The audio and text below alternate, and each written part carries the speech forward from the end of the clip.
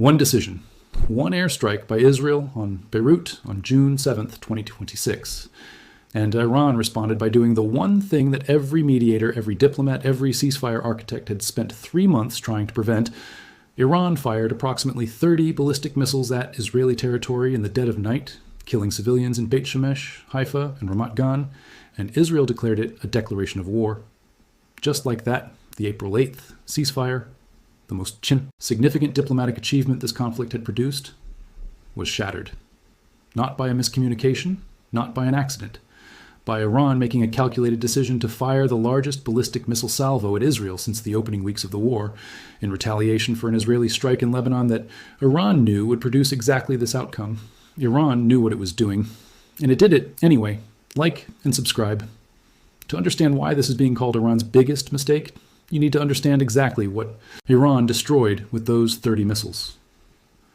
The April 8th ceasefire was not just a pause in fighting. It was the foundation on which every diplomatic possibility in this conflict had been built since the war began on February 28th. Brokered by Pakistan over weeks of exhausting negotiations, the ceasefire was the first moment since Operation Epic Fury began that diplomats had a framework to work within. It was imperfect. The Lebanon question was never resolved. The blockade began 5 days after it was signed. Iranian missiles kept testing it from day one, but it existed. It gave both sides a channel through which peace could theoretically be pursued. Islamabad talks began under its cover. Trump spoke of deals possible over weekends. Iranian officials talked about the logic of negotiation. And none of that was possible without the ceasefire underneath it. Those 30 missiles destroyed all of it in a single salvo. The first direct Iranian ballistic missile strike on Israeli territory since April 8th was not a warning shot. It was not a limited symbolic response. It was 30 ballistic missiles aimed at Israeli communities, some of which got through air defenses, some of which killed people in their homes. The IDF acknowledged that its defense is not hermetic.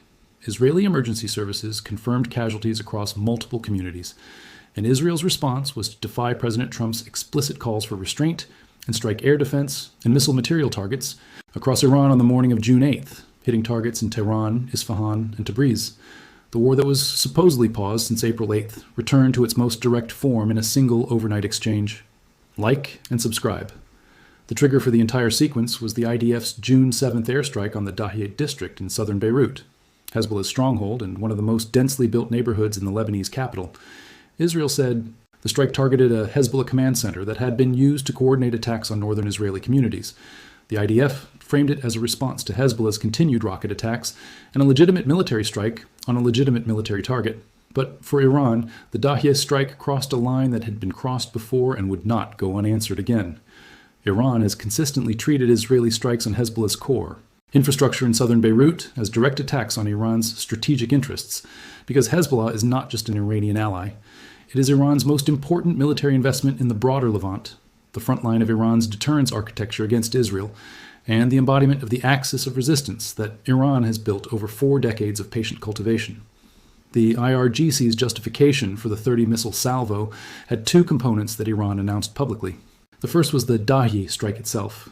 The second was the killing of a senior Iranian-aligned official described in IRGC statements as Martyr Dr. Ali Larijani and his companions.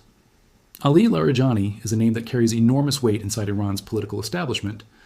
A former parliament speaker, a former nuclear negotiator, a figure who had been considered a potential compromise candidate for leadership during Iran's post-Khamenei transition. Larijani was one of the most senior figures in the Islamic Republic's entire political architecture. His death in the June 7th Israeli airstrike was not just the loss of a military commander. It was the loss of one of the most senior surviving pillars of the Iranian state. For the IRGC to publicly name his death as justification for a 30-missile salvo against Israel tells you everything about how Iran's military assessed the significance of what Israel had just done. Like and subscribe. The 30 missiles that Iran fired on the night of June 7th and 8th represented Iran's most significant single military action against Israel since the April 8th ceasefire, and the largest direct Iranian ballistic missile strike on Israeli territory since the opening weeks of the war. During those opening weeks in late February and early March, Iran had fired massive barrages as part of its initial retaliation for Operation Epic Fury, launching hundreds of missiles and drones across the region simultaneously. Those early barrages were the desperate, comprehensive response of a country trying to answer an existential assault with everything it had. The June 7th-8th salvo was different. It came from a country that had been degraded, blockaded, and economically strangled for more than 3 months. It came after 47 separate ceasefire, violations that had been documented and absorbed without producing the kind of full-scale return to war that June 7th produced. It came as a deliberate, specific, named response to named events, and it produced exactly the outcome that everyone who understood the situation knew it would produce. Israel's jets were in Iranian airspace by morning. Like and subscribe. The broader pattern of Iran's Lebanon linkage strategy is essential context for why this particular mistake was so catastrophically timed. Iran's foreign minister ARGC had stated repeatedly and publicly that Iran would not accept a US-Iran ceasefire framework that did not also cover Lebanon. Iran viewed the United States and Israel as a unified coalition, and a ceasefire that halted US-Iran combat while Israeli operations against Hezbollah in Lebanon continued was, in Tehran's framing, not a ceasefire at all. It was a selective pause that allowed one part of the coalition to keep pressing the conflict. Every Israeli strike on Lebanese territory gave Iran a justification for pausing talks, suspending communications with mediators, and resuming its own military operations. The Lebanon lever was Iran's most reliable mechanism for escaping diplomatic frameworks it found unfavorable. But the Lebanon strategy carried a devastating vulnerability that Iran either did not see clearly or chose to accept. Every time Iran used an Israeli strike in Lebanon as justification for military retaliation against Israel directly, it was providing Israel with the pretext to strike Iran again. The cycle was perfectly designed to perpetuate itself indefinitely. Israel strikes Lebanon, Iran fires at Israel, Israel strikes Iran, Iran fires at Israel again. Each rotation of that cycle produces more destruction inside Iran, not more destruction inside Israel. Israel's air defense systems, backed by American technology and continuously improved through operational experience, intercept the majority of Iranian missiles. Iran's air defenses, systematically degraded over 3 months of American and Israeli strikes, cannot reliably intercept Israeli jets. The cycle that Iran's Lebanon strategy creates is one in which Iran pays the highest price for every iteration. Like and subscribe. The scale of what Iran had already lost before the June 7th-8th exchange makes the 30-missile salvo even more strategically difficult to explain by conventional rational actor logic. More than 85% of Iran's defense industrial base had been degraded or destroyed. Iran's navy needed a generation to rebuild. Iran's nuclear program was shattered. Iran's intelligence chief had been killed, his predecessor. Killed before him, his predecessor before that. The IRGC's Quds Force Special Operations Commander was dead. The head of its Special Operations Unit was dead. The country's supreme leader was dead, and his successor was operating under conditions of extreme insecurity. The Iranian economy was in freefall, the currency had collapsed, and the naval blockade was costing $500 million every day. By any conventional military and economic analysis, Iran was in no position to initiate a 30-missile salvo against Israel that would provoke immediate and overwhelming Israeli retaliation on top of everything that had already been lost. And yet the missiles flew. The explanation lies in a combination of factors that military analysts and Iran watchers have been debating since the exchange occurred. The killing of Ali Larijani created a political and emotional pressure that Iran's leadership could not absorb without responding. A senior figure of his stature could not be killed in a Dahieh airstrike and go unavenged without the IRGC appearing to have accepted a humiliation that would damage its credibility with its own constituency, its Lebanese allies, and the broader Saucer or axis of resistance it leads. There is also the strategic logic that Iranian analysts described earlier in the conflict. Iran believes it committed a mistake by accepting the first ceasefire in June 2025, because it only allowed the United States and Israel to restock and prepare for the larger February 2026 assault. If Tehran accepts another ceasefire that leaves all its fundamental vulnerabilities intact and all the fundamental American and Israeli demands unmet, it will only be attacked again from a position of even greater weakness in the future. From this perspective, the 30-missile salvo was not an irrational act. It was a statement that Iran will not be bombed into unconditional submission without extracting costs, regardless of what those costs ultimately do to its own military. Like and subscribe. Israel's overnight response on June 8th demonstrated the outcome Iran's strategic planners had to have anticipated. Israeli Air Force jets struck air defense targets and missile material sites across Iran, Tehran, Isfahan, and Tabriz simultaneously. The strikes were designed to further degrade whatever remained of Iran's missile launch capability and air defense architecture. Every Israeli strike on missile material sites is a strike on Iran's remaining ability to repeat what it did on June 7th. Every destroyed air defense installation is one fewer system that can threaten Israeli aircraft in future operations. Israel was not just retaliating. It was using Iran's 30 missile provocation as justification for the next round of systematic degradation of Iranian military capability.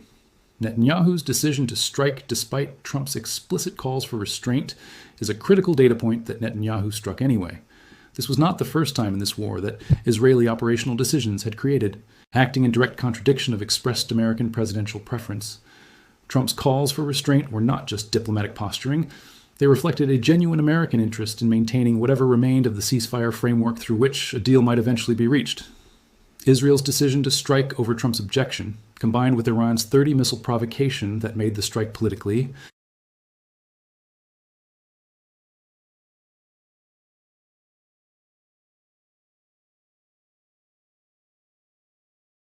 with both sides claiming the other started it, and the third party unable to control either. Like and subscribe.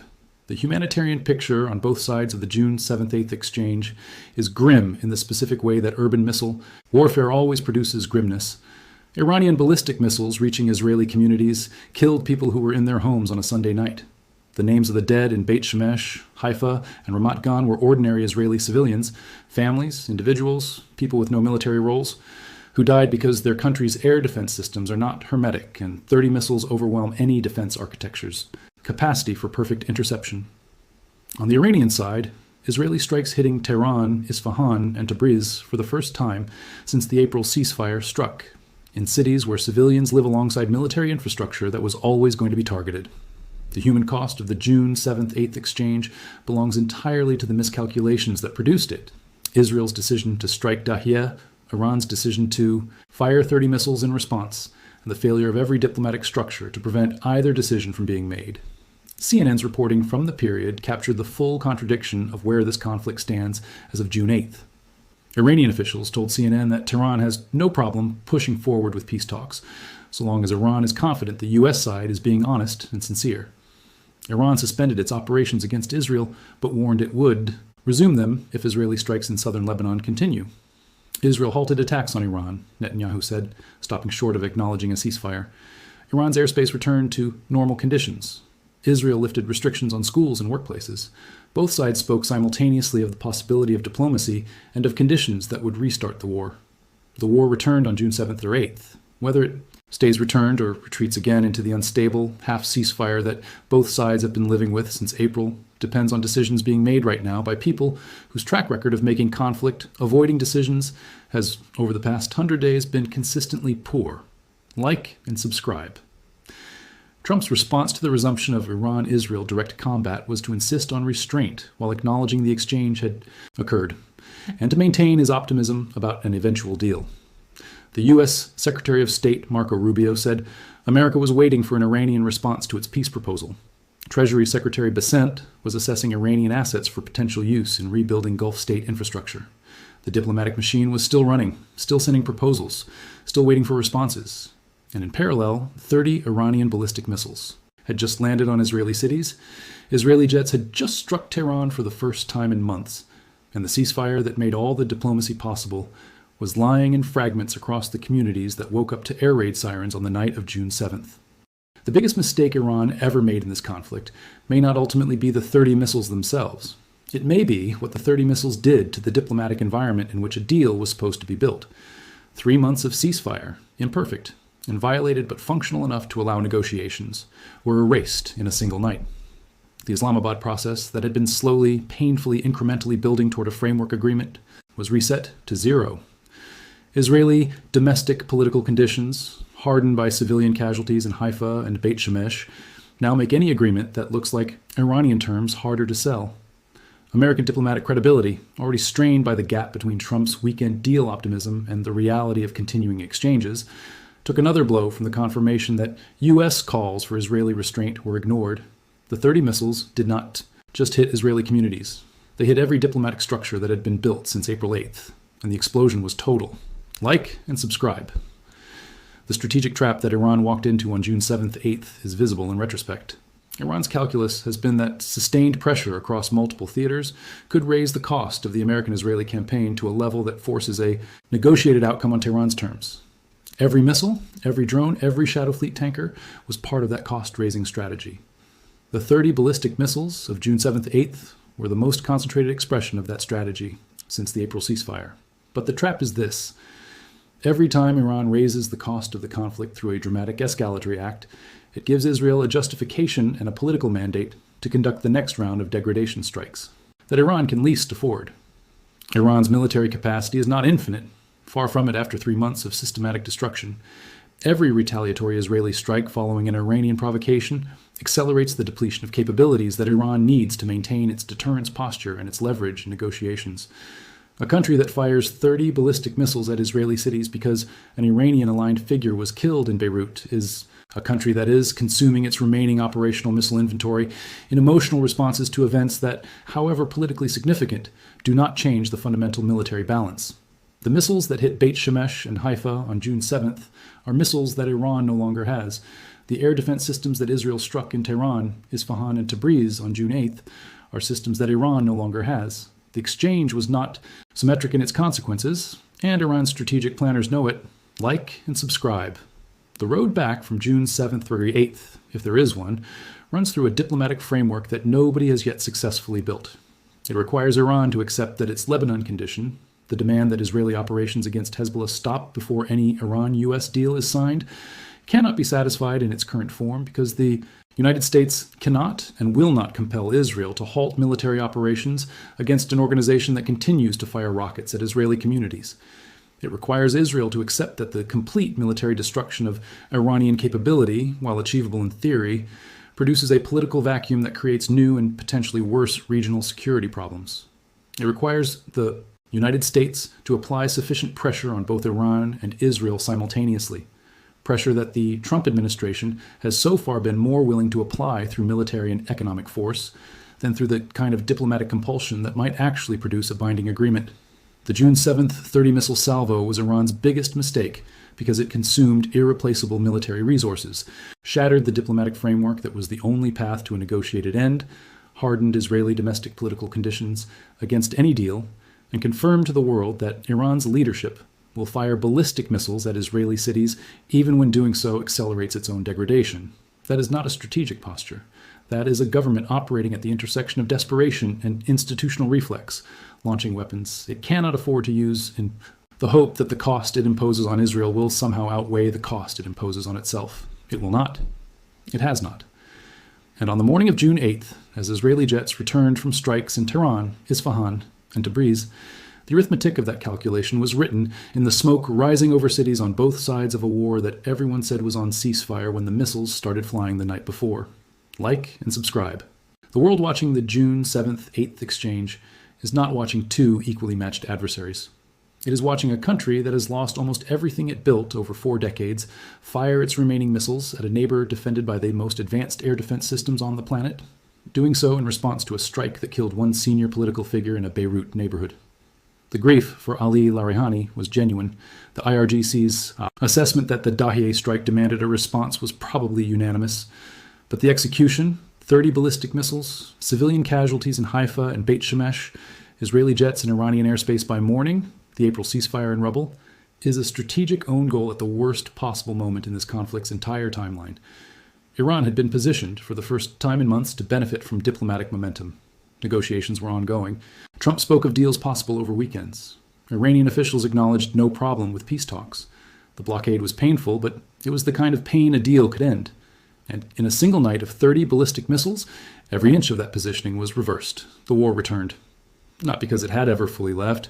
The ceasefire was always shooting in a more moderate manner, but because Iran made it return in the most visible, most damaging, most diplomatically costly way available to it. Like and subscribe. The biggest mistake Iran ever made in this war is still reverberating as of June 10th, 2026. The overnight exchange is over for now. Netanyahu has said Israel halted attacks on Iran, stopping short of acknowledging a ceasefire. Iran has suspended operations against Israel, but warned it would resume them if Israeli strikes in Lebanon continue. The conditions for the next cycle of provocation and retaliation are already in place. Lebanon is still a war. Hezbollah is still firing rockets. The IDF is still striking in Dahieh.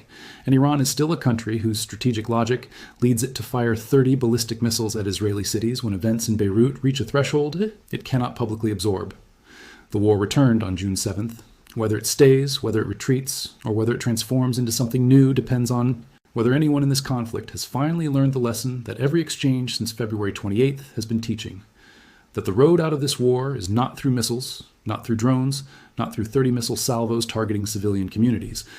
It is a work of a diplomatic agreement that nobody yet has the courage to fully commit to.